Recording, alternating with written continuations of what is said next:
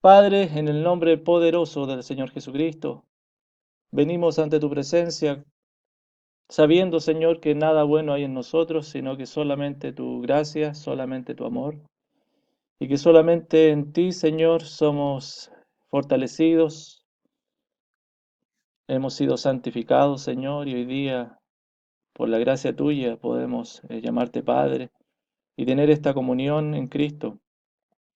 Gracias por esta posibilidad, Señor, de ser santificados a través de tu palabra, de ser fortalecidos a través de ella.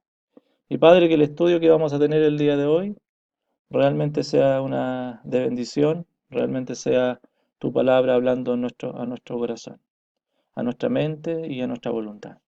Gracias por cada uno de los que se ha podido unir, Señor. Oramos por aquellos que tampoco han podido hacerlo el día de hoy. Am, Más Padre, eh, que tú guíes todo, de principio a fin. Gracias, Señor, en el nombre poderoso de Jesús. Amén. Bien, el día de hoy, hermanos, vamos a estar, y les invito a que puedan estar tomando su material del libro de Romanos, ¿verdad? Vamos a entrar hoy día al capítulo 6. Y hermanos, yo quiero invitarte a que consideremos el capítulo 6 porque es un capítulo muy importante en términos de nuestras convicciones. De verdad, hermanos, que yo te animo a que podamos estar, y espero que el Espíritu Santo pueda estar hablando a nuestras vidas, porque el capítulo 6 de Romanos nos habla realmente con lo que es nuestra realidad. Y sabes que tengo que decirte que muchos de nosotros vivimos una fantasía de cristianismo lejos de lo que es la verdad bíblica. Muchos de nosotros vivimos un cristianismo muy terrible en términos de sufrimiento, de angustia, y no considerando la verdad bíblica simplemente porque no la sabemos y otras veces porque no la queremos conocer. Entonces te invito, tu material de Romanos que te estuve compartiendo, que muchos de ustedes lo tienen de manera física, otros lo tienen de manera digital, y podamos ir en el capítulo 6 avanzando. Importante, tengan el material y tengan su Biblia también, allí mismo. Bueno, porque el material es importante, pero lo más importante es lo que nos va diciendo el texto. Y el texto hay mucho que extraer en el capítulo 6. Yo en la semana estuve compartiendo, y gracias por la gran respuesta de la mayoría de ustedes, estuve compartiendo unas preguntas, ¿verdad? ¿Y, y cuál es el tema principal de la carta de los romanos? ¿Cuál era? ¿Se acuerdan o no? Qué respondieron ustedes? ¿Cuál era el tema principal? Ah, ¿se acuerdan? Bueno, era el Evangelio. Bien, sí, la obra de Dios, por supuesto, es el Evangelio. También es una pregunta media truculenta en ese sentido, pero el tema principal de la carta a los romanos es el Evangelio, que es toda la obra del Señor, la justificación, ¿verdad? Que es la reconciliación y todo lo que... Por lo tanto, hermanos, cuando nosotros hablamos del Evangelio, tenemos que poner mucha atención en el libro de los Romanos, de Romanos. Por eso también se le llama el Evangelio de Pablo. Otra pregunta, ¿cuáles son las tres manifestaciones generales del pecado en el ser humano según el capítulo 1 y capítulo 2? ¿Alguien que me pueda decir, que lo pueda decir? A, B o C. ¿Qué dicen? A, B o C. Sí. C, A, B o C. ¿Qué dicen ustedes, hermanos? Ira, tristeza, indiferencia, indiferencia, depresión, ingratitud, autosuficiencia, indiferencia, ingratitud. Es la letra C, por supuesto. El ser humano natural no le glorifica al Señor ni le da gracias, indiferencia e ingratitud. El capítulo 2, hermano, nos lleva a que la religiosidad nos lleva a la autosuficiencia y no al arrepentimiento, ¿verdad? Ah, esa era. Y la número 3, ¿qué atributo de Dios es enfatizado en los primeros 5 capítulos? Enfatizado. A, B o C.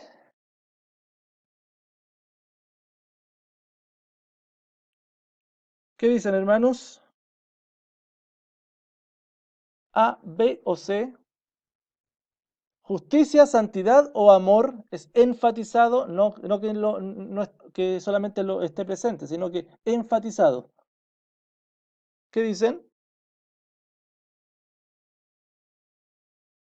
¿Alguno que se atreva? La A. Justicia, muy bien. El atributo que es enfatizado en los primeros 5 capítulos es justicia. Y por último, ¿cuál de las siguientes no es consecuencia de la justicia de Dios o de la justificación de Dios según Romanos 5, 11 al 11? Según ese pasaje, porque por supuesto que los demás están todos, son consecuencias, pero según ese pasaje, ¿cuál es?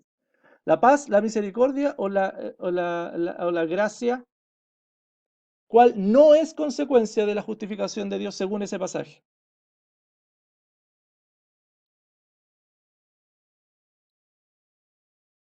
¿Qué dicen ustedes, hermanos?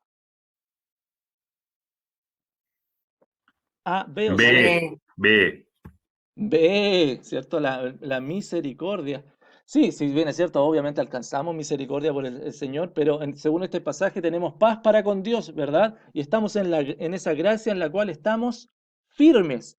Y la misericordia no es contemplada, habla también del Espíritu Santo y del amor de Dios. Sin embargo, no quiero decir, por favor, hermanos, que no sea consecuencia de la misericordia, consecuencia de la justicia.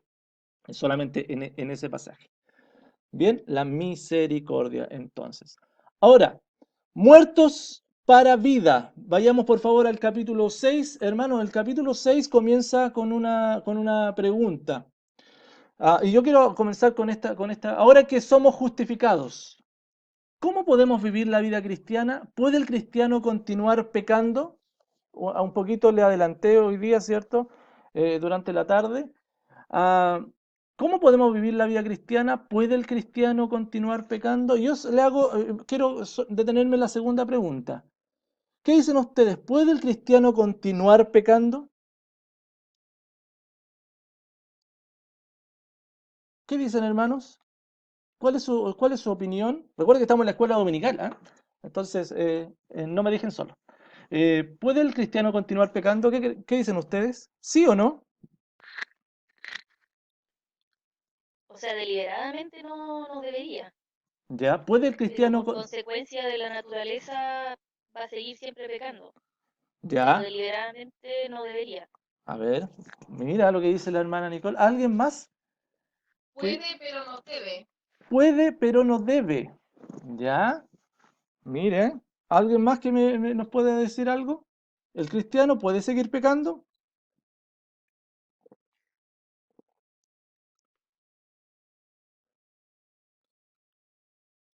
Hermanos queridos, la verdad bíblica es lo que nos dice, es lo que nos lleva. Vamos a nuestro material, dice, estamos ahí en la página 20. Bueno, es la página 20, no sé si ustedes lo tienen allí, para que podamos estar, no sé qué dice, me veo yo ahora, ¿cierto? ¿Sí? No, sí se ve.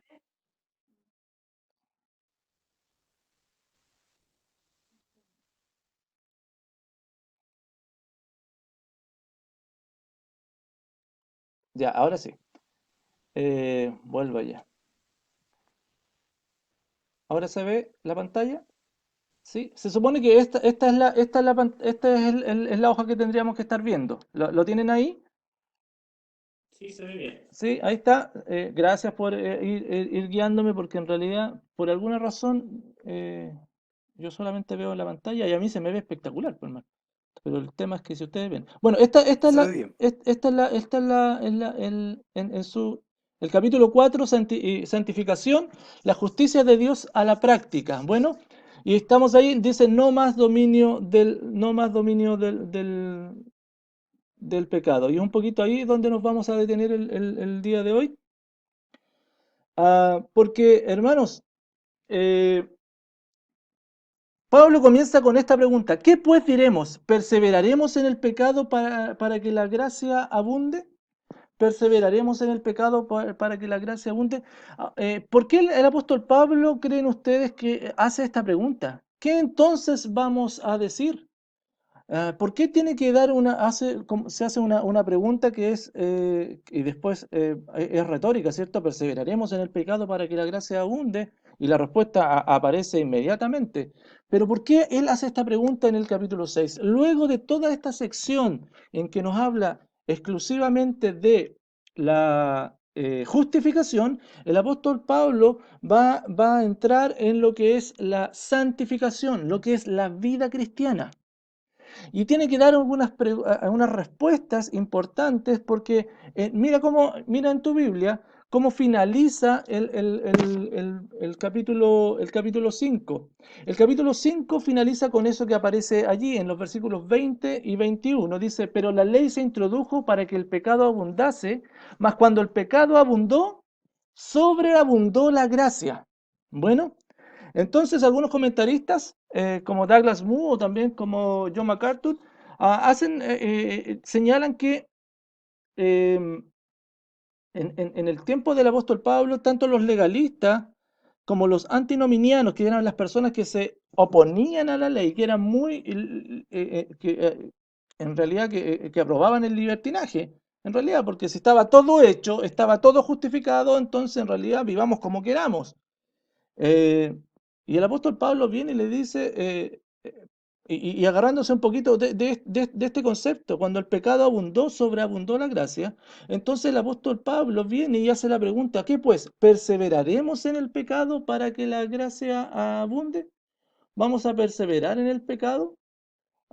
Y el apóstol Pablo es claro en esto, porque y un poquito con lo que una de las respuestas que me daban recién.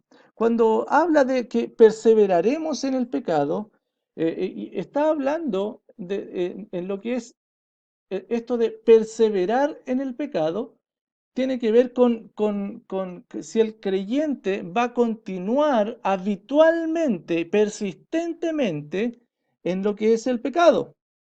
Bueno, si es que el creyente de ahí en adelante eh, va a perseverar, va a continuar. Esa palabra perseverar tiene que ver con esto, continuar, permanecer, andar de forma constante. Entonces la pregunta que el apóstol Pablo se está refiriendo es que si ahora entonces que hemos sido justificados, que solamente por gracia, por medio de la fe, ¿verdad?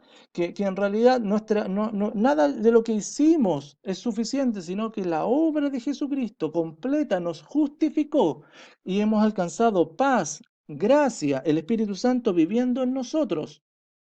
Ah, y hemos sido totalmente justificados, legalmente, comprados por la sangre de Cristo. ¿Qué pasa ahora con nuestra vida?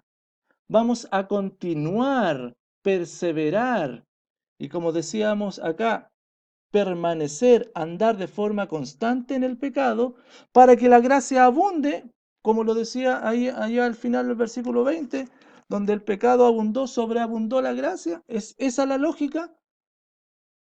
El apóstol Pablo da una respuesta tajante a aquello. En ninguna manera. Y hermanos, y yo te quiero llevar a esto porque pensemos un poquito. No hay ningún tipo de posibilidad. Cuando habla, hermanos, la escritura, en toda la escritura, desde el Génesis hasta el Apocalipsis, podemos ver eh, que la relación del hombre es a través de la santidad, de una vida de santidad y una santidad que es por el poder de Dios que está trabajando en el corazón del verdadero creyente. El acto de redención de Dios en el corazón del ser humano no es solamente la salvación, sino que también es la santificación en el corazón de las personas. Porque ha habido un nacimiento de vida, un nacimiento espiritual que no está marcado solamente por una salvación que hemos recibido, sino que está unido a una vida de santificación. Por eso el apóstol Pablo dice, en ninguna manera. La palabra en ninguna manera, cuando el apóstol Pablo dice en ninguna manera, está refiriéndose a lo siguiente, que no hay forma, no hay ningún medio, y es una expresión muy fuerte. Por lo tanto, hermanos, cuando el apóstol Pablo está diciendo el cristiano, el creyente, va a continuar, va a permanecer pecando, aún después de haber sido justificado, no hay forma, no hay manera, es imposible que el creyente, que el que ha sido justificado, que el Hijo de Dios permanezca continuamente no adorando a Dios. Porque recordemos que ese es el pecado. Porque la obra de salvación, la obra de redención, y eso es lo que quiero llegar, hermanos, la obra de redención es completa. No es solamente por parte salvación, sino que incluye también la santificación. Y el apóstol Pablo de aquí en adelante va a comenzar a dar y argumentar por qué él dice que no puede un creyente, que no puede uno que ha sido justificado permanecer en el pecado. Hermanos, esto es un simiente, un pilar en nuestra fe. ¿Cómo conocemos a alguien que es creyente verdaderamente? No porque va a la iglesia, no porque realmente dijo que alguna vez había hecho una confesión de fe, sino porque en su confesión de fe, cuando abrazó la verdad del Evangelio, estaba incluida la santificación de su vida. De manera progresiva, por supuesto, no instantánea, porque vamos a alcanzar la plenitud de la santificación cuando nuestro cuerpo sea glorificado. Vamos a estar hablando de eso más ratito. Pero el creyente, el que es genuino creyente, comienza a vivir una vida para la gloria de Dios. Y eso involucra necesariamente santidad. Santidad. En ninguna manera. Y comienza el apóstol Pablo a hablar un poquito y a dar un poquito acerca de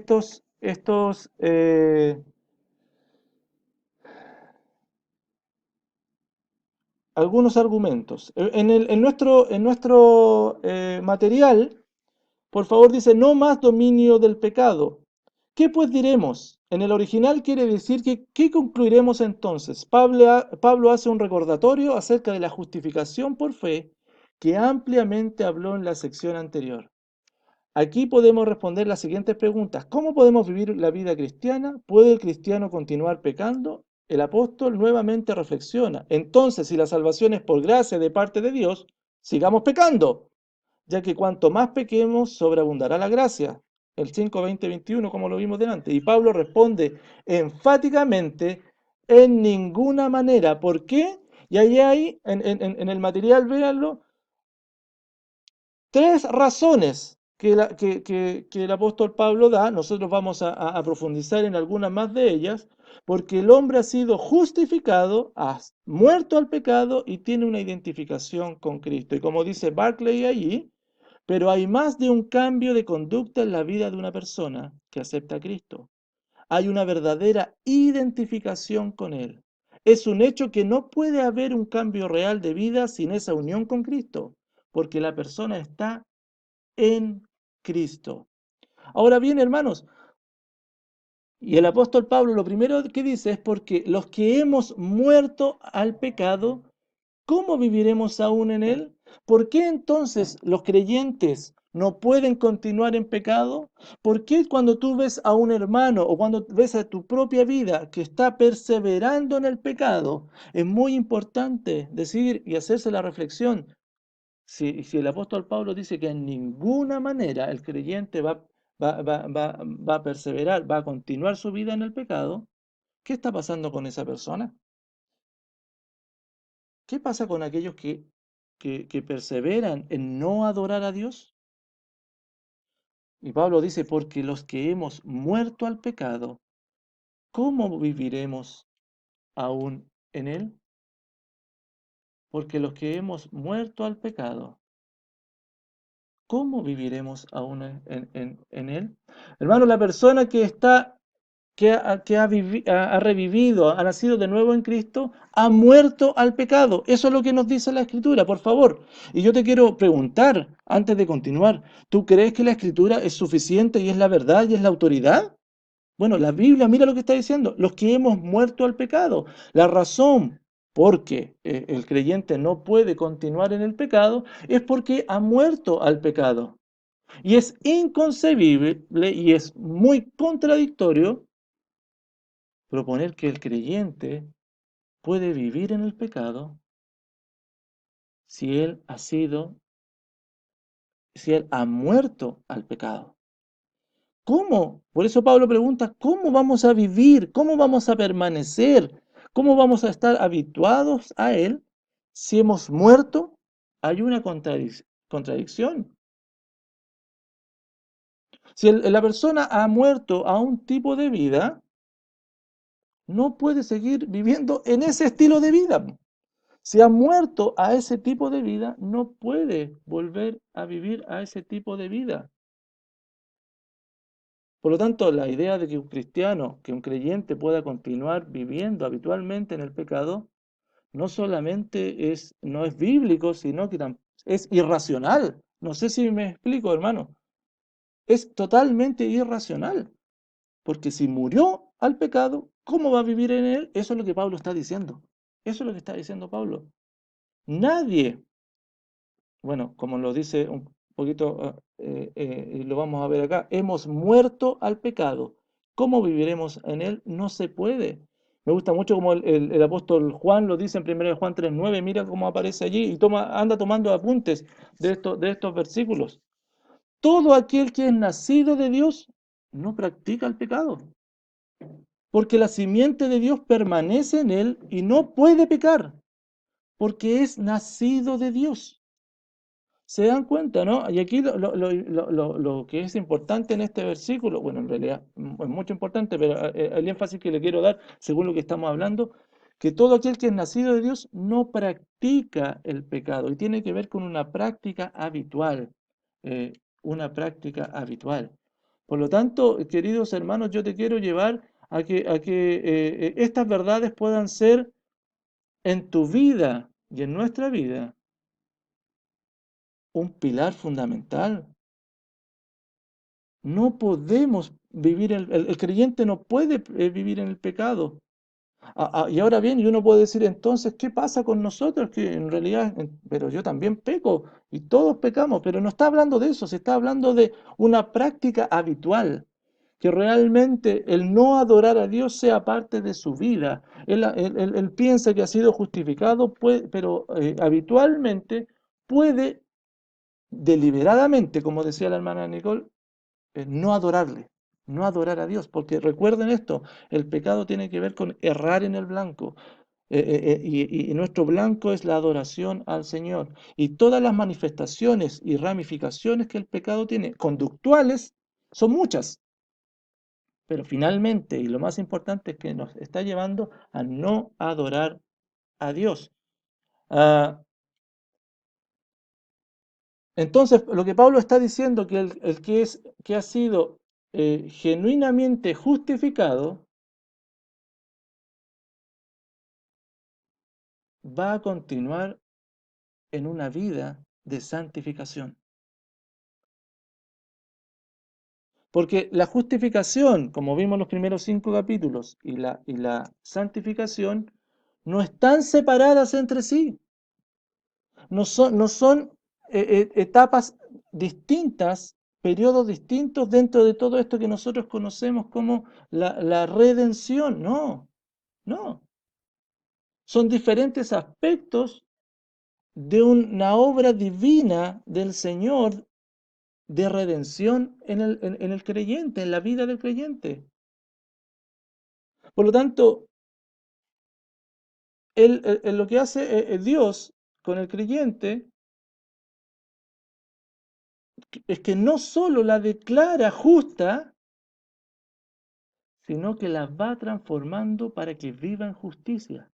Es toda la obra general, divina de Dios en el creyente. Por lo tanto, la santidad es tan importante y es parte del trabajo de la obra de Dios en el creyente como los otros elementos de la redención. Dentro de eso está la salvación, la justificación. Nosotros fuimos justificados de la misma forma en cómo estamos siendo transformados a la imagen de Cristo. Así entonces, la salvación que nosotros conocemos no es meramente una transacción legal, o sea, fuimos declarados justos y ya, no, sino que también es el milagro inevitable de transformación. Dios nos está transformando porque fuimos predestinados, así lo dice Romano y lo vamos a ver más adelante, para ser hechos a la imagen de Cristo. Por lo tanto, no existe aquella persona, aquel convertido al Señor, en quien haya recibido la salvación, pero quien la santificación no haya comenzado ya.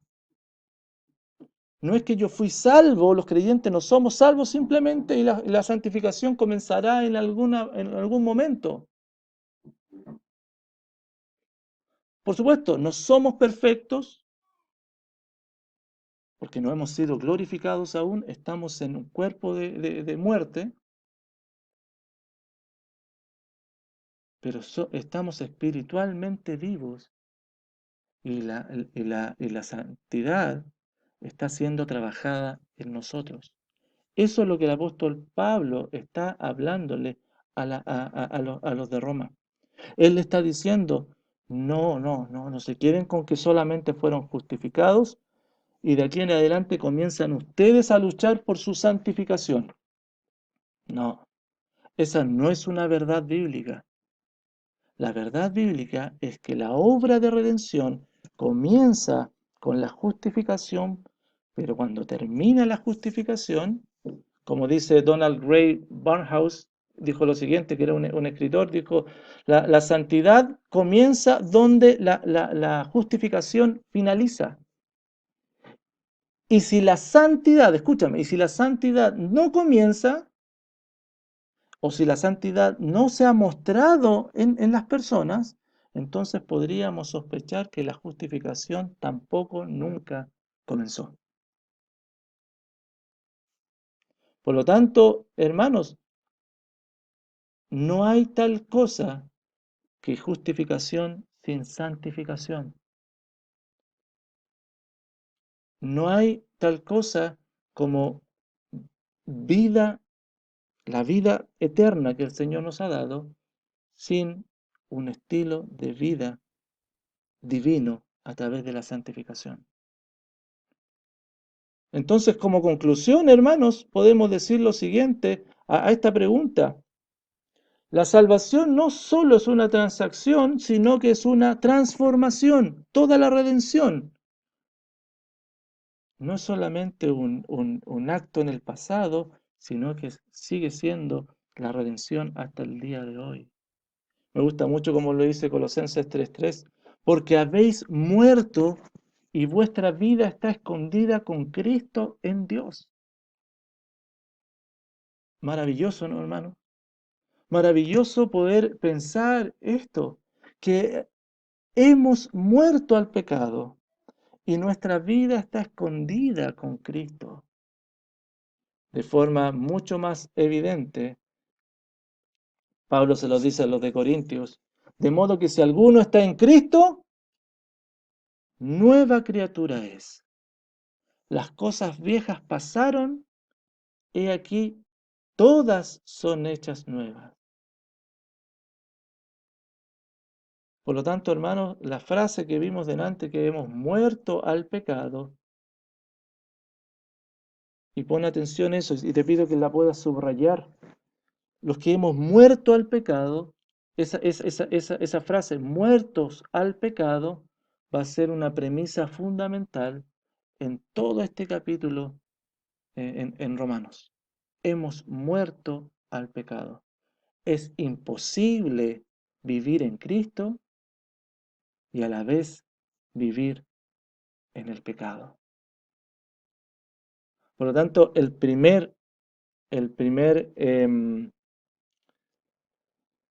argumento por qué el creyente no puede continuar viviendo y permaneciendo en el pecado tiene que ver con esto. Tiene que ver con esto. Porque hemos muerto al pecado. Y si hemos muerto al pecado, el pecado ya no se puede, no puede dominar nuestra vida.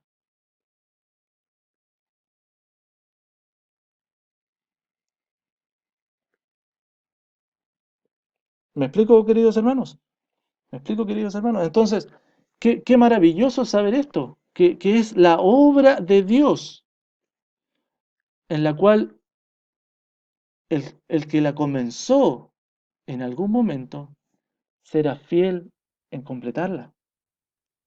Que somos nueva criatura y que Dios ha decretado que vamos a ser hechos a la imagen de Cristo.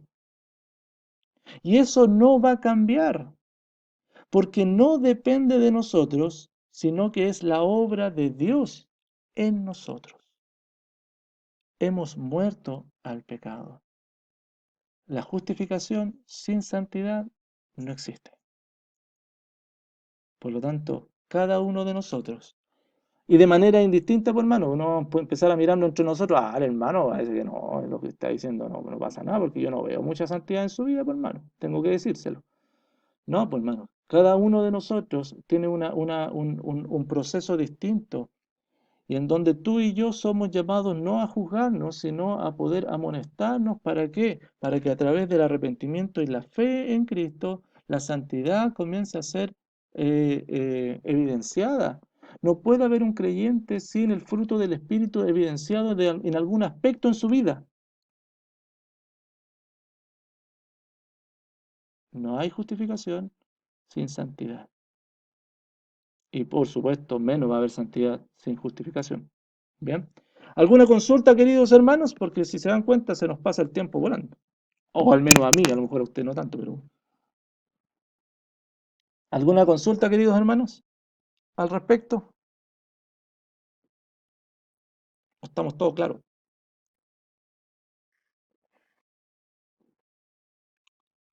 Pastor, Hermano Moisés. no, hay una hermana por ahí que quería hablar. Ya, dale, Connie. Sí. Quería preguntar qué pasa con como los cristianos que por un tiempo se alejan, así como el hijo pródigo, y después vuelven, como en ese tiempo que estaban permaneciendo en el pecado, como qué pasa ahí. Buena pregunta. Por lo tanto, mira, ese ejemplo nos viene de perilla para darnos cuenta que nosotros no podemos juzgar a alguien y decirle derechamente este no es creyente, porque puede estar pasando por una etapa mala en su vida. Como creyentes todos la hemos pasado alguna vez, ¿o no? Todos hemos pasado por alguna etapa en donde pero en algún momento el Señor, bueno, porque somos propiedad de Él y vino para acá nosotros. ¿Cuál es nuestra labor? Y por eso es tan importante no nuestra labor ahí, sino que la labor de la iglesia. Es la labor de la iglesia local y confiar en las bondades de la disciplina bíblica. Porque la disciplina bíblica, entendiéndola bien, por supuesto, que es para llamar al arrepentimiento a las personas, lo que está buscando finalmente es la restauración y la muestra de la gracia del Señor a través de la disciplina. Si la disciplina muestra de la gracia del Señor.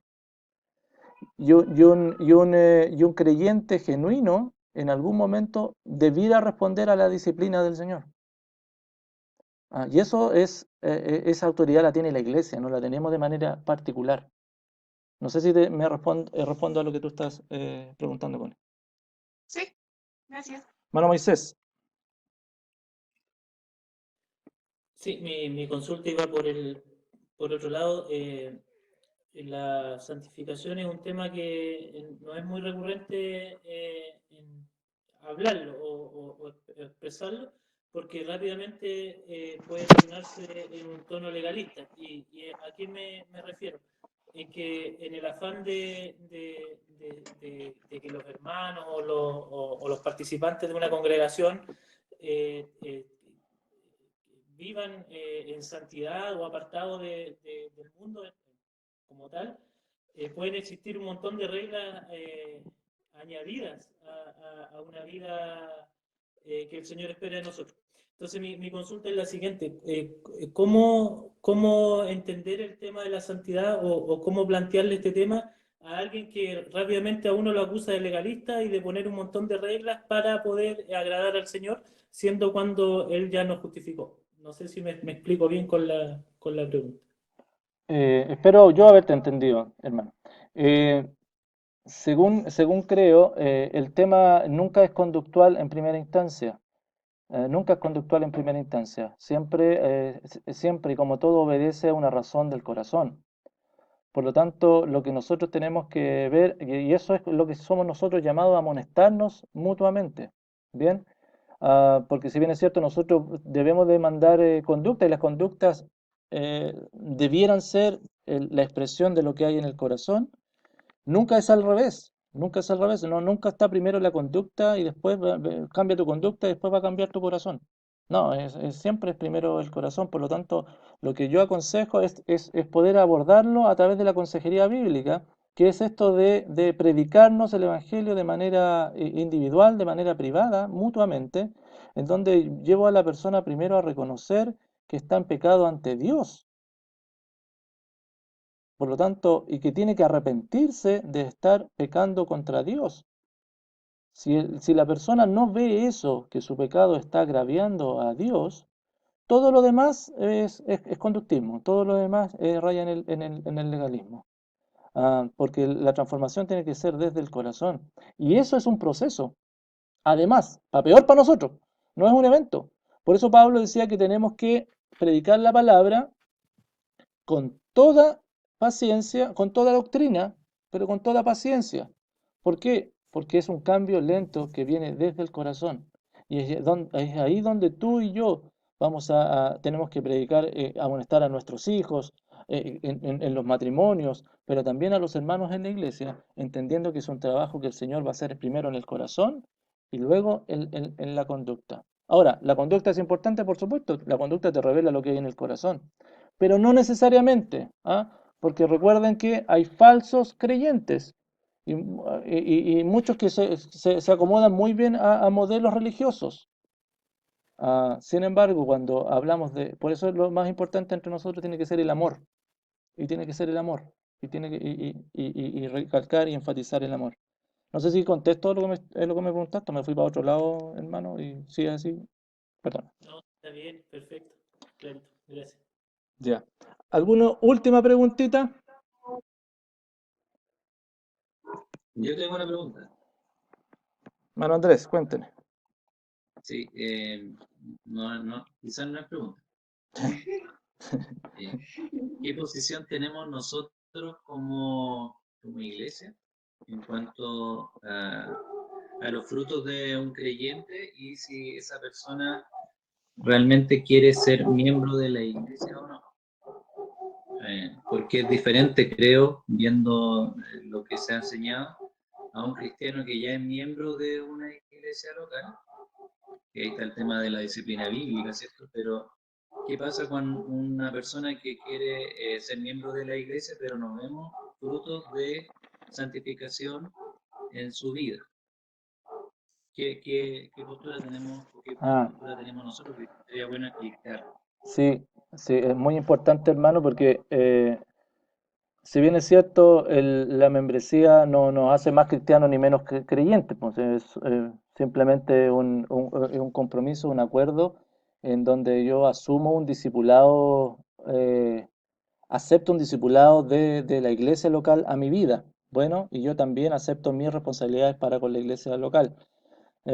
Sin embargo, creo que es muy importante, porque, y ahí vamos un poquito a lo que tocábamos en la primera pregunta.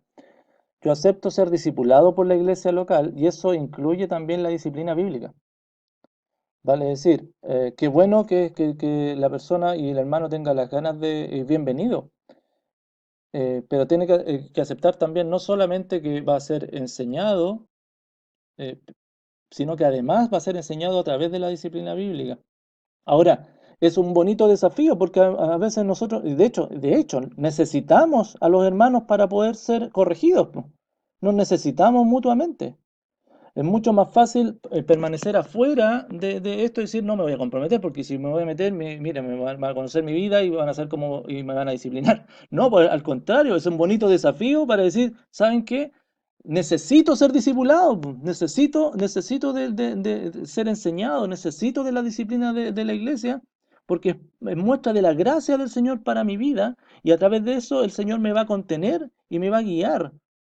Por eso yo les decía y nombraba esta expresión, entendamos y confiemos en las bondades de la disciplina bíblica, porque tiene estas bondades, y es un desafío para todos, y nuestro carácter, nosotros no estamos acá para aparentar ser bonitos. De hecho, aunque quisiéramos aparentar, no lo podemos, ¿cierto? Pero no, me refiero a que a ser más santos no podemos aparentarlo. Lo que sí podemos hacer es disponernos en las manos del Señor y confiar que el Señor trabaja a través de su iglesia para que nuestro carácter sea moldeado. Y eso confiamos en los hermanos porque lo van a hacer con amor. Y eso es un tema que nosotros tenemos que seguir aprendiendo y animándonos y reforzando, ver en la Escritura cómo recibimos a los hermanos, cómo nos atendemos mutuamente. Así que no sé si respondo, hermano Andrés, pero tiene que ver con eso.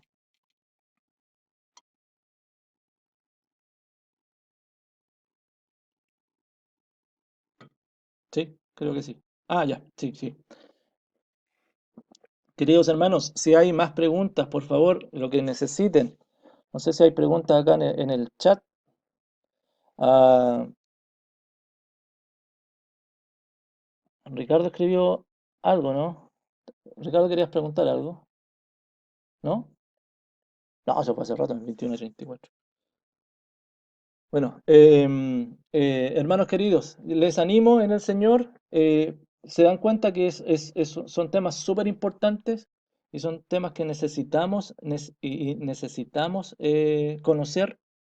Saber que los que somos creyentes hemos sido no solamente comprados por el Señor, sino que estamos en un proceso de santificación y que el Señor a través de su palabra nos santifica, a través de la exhortación y predicación, a través de la exposición bíblica, pero a través también de la amonestación mutua, a través del servicio de los hermanos, también va transformando nuestra vida. Así que yo te animo, querido hermano, estamos en las mejores manos porque son las manos del Señor. Y estamos en un proceso de santificación. Por lo tanto, animémonos mutuamente, recordémonos estas verdades y recurramos al Evangelio, que es el que nos transforma. No somos autosuficientes para ser transformados de manera autónoma, sino que es el Señor quien en su gracia nos va transformando. Bien, como dice ahí, eh, tenemos que animarnos en términos de arrepentimiento y fe, arrepentimiento y fe. Y ahí el Señor va a estar, si nos humillamos delante de Él, va a estar transformando nuestro corazón. Bien, eso queridos hermanos, ha sido un gusto maravilloso, se ha pasado rápido la hora, no sé, al menos para mí, no sé si para ustedes, pero Súper rápido. ha sido un bonito tiempo en que podemos estar ahí alrededor de la palabra. Nos animamos, próximo martes continuamos y bueno, que el Señor les guíe, que el Señor les anime. Oramos para finalizar, ¿les parece? Padre, gracias por la oportunidad que nos das en Cristo de ser animados. Gracias porque pudimos hoy día comenzar en una alabanza diciendo, Señor, que eres digno de ser glorificado y de ser bendecido independientemente de las circunstancias. Y Padre, cuánto más cuando vemos en tu palabra que la obra perfecta de Cristo no se limitó solamente a un evento en nuestra vida, sino que la obra de redención sigue estando hasta el día de hoy. Y tú, Padre, que comenzaste la buena obra, serás fiel en completarla. Gracias por la fe. Gracias por tu gracia, Señor, y gracias porque en todo tú estás transformando y glorificando, siendo glorificado y transformando nuestra vida. Te bendecimos y te alabamos en los méritos poderosos de Jesús. Que el Señor les bendiga, ha sido un gusto, queridos hermanos. Me despido, chao, chao, chao. Gracias, pastor. Cuídense, cuídense. Chao, gracias. Nos estamos viendo. Que se termine el Anímense. la cuarentena. Anímense, anímense. Los que están en Puente Alto, ánimo nomás. Los que están en Ñuñoa, ánimo nomás. Y bueno, los que están en la Florida ya viene, ¿ah? Así que anímense nomás. Manden fruta, por